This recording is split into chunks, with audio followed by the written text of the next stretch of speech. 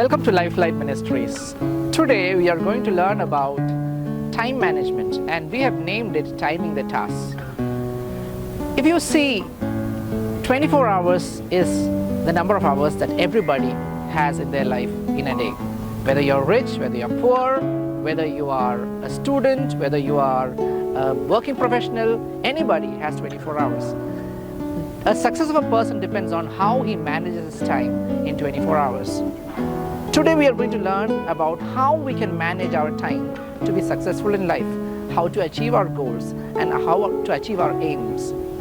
So, to understand that, we can divide the way we do our tasks into various quadrants.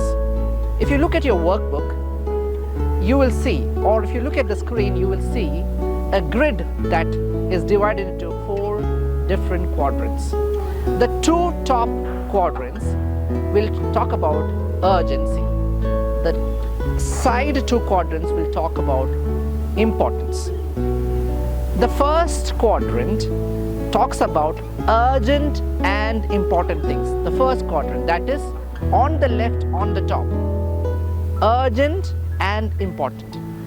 The quadrant number 2, that is the quadrant that is on the right of the first quadrant, that is not urgent and important. That's the second quadrant. The third quadrant is the one that is down and which is on the left. That is the urgent but not important quadrant. The fourth quadrant is the quadrant which is the remaining quadrant, which is not important as well as not urgent. Again, I repeat, quadrant number 1, quadrant number 2, quadrant number 3, and quadrant number 4. So we are going to divide our tasks into each of these quadrants. Let's talk about the first quadrant. First quadrant tasks are those tasks which are really urgent and they are important things.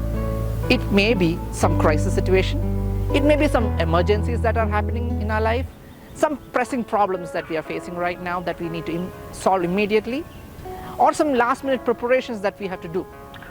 For example, a crisis situation, right? A house is on fire, your house is on fire. There's no waiting period for it. You have to immediately get moving and make sure that the fire is put away.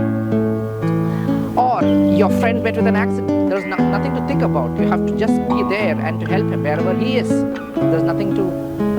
There's no time to think about it. You have to be there. There's an emergency. There's some pressing problems or last minute preparations. For example, your examination is going on. Tomorrow is another exam of yours. And today is your last minute preparation that is going to happen. One final revision that is going to happen for your examination. You have to prepare for it. So those things, those tasks are the tasks which will come in the first quadrant. Next we are going to talk about the third quadrant. That's the quadrant where you have urgent but not so important things. It may be some interruptions, some emails that you have to send, some callers that you have to attend, some meetings that you have to attend, some random meetings which are urgent but not very important, some activities that you have to do which are urgent but not very important. For example, you have to sort out your cupboard, arrange your books, or you have to clean up your rooms, right? It's not very important, but it's urgent. You have to do it. For example, reply to some email. Today you have to reply. So it's urgent, but not so important, but you just have to reply to the email. The next quadrant is the fourth quadrant. If you see the fourth quadrant, it consists of not urgent and not important tasks. For example, something like some trivial activities, some calls, very random, leisurely things that you have to do, some time wasters. It's not urgent, it's not important, it's okay if you do not do it also. Those are the fourth quadrant. Some escape activities, some very busy work that you have to do. You have to just finish it off for the day. Those are the fourth quadrant. Next quadrant that we are going to speak about, and the final quadrant, is the second quadrant. If you look at the second quadrant, that consists of not urgent but very important things. It may be some preparations, it may be some planning that you have to do for a long-term project, it may be some prevention measures that you have to take, some capability building, some skills building that you have to do. It may be some relationship building, investing in the relationships that you have. Such kind of activities, you can move it to the second quadrant. Now, we are going to strategize our tasks into these 4 quadrants. So we talked about quadrant number 1, quadrant number 2, quadrant number 3, and quadrant number 4. How do you segregate the tasks that you have into all these 4 quadrants makes the difference between you being successful and not successful. If you look at the first quadrant, urgent but important things. I gave an example. Your house is on fire, or your friend met with an accident, your family met with an accident. It's urgent and it's very important. The strategy to use in such a quadrant, that's the first quadrant, is just do it. Immediately do it. It's your last minute preparations, you have to immediately do it. There is no other way out. Just do it. Now we talk about the third quadrant, that is urgent but not so important. It may be some random emails that you have to send. It may be sorting out the books on your shelf, as I said. The strategy that you have to use in such a situation is to delegate to somebody as much as possible so that you can spend time on important things. Now we talk about the fourth quadrant, that is not urgent as well as not so important activities. It may be the Instagram, it may be the social media, any platforms that you're using for fun. It may be some trivial activities, some fun activities that you are doing. As much as possible, just don't do it. Now we talk about the most important quadrant, that is not urgent but important activities. That is the second quadrant.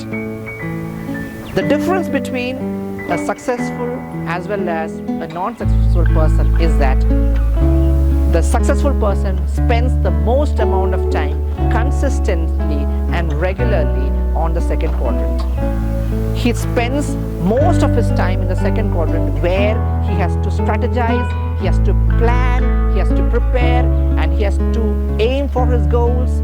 He makes sure that his prevention measures, for example vaccinations, all those things, he makes sure that those are, though they are not urgent, they are important things and he spends time for it. It's not urgent.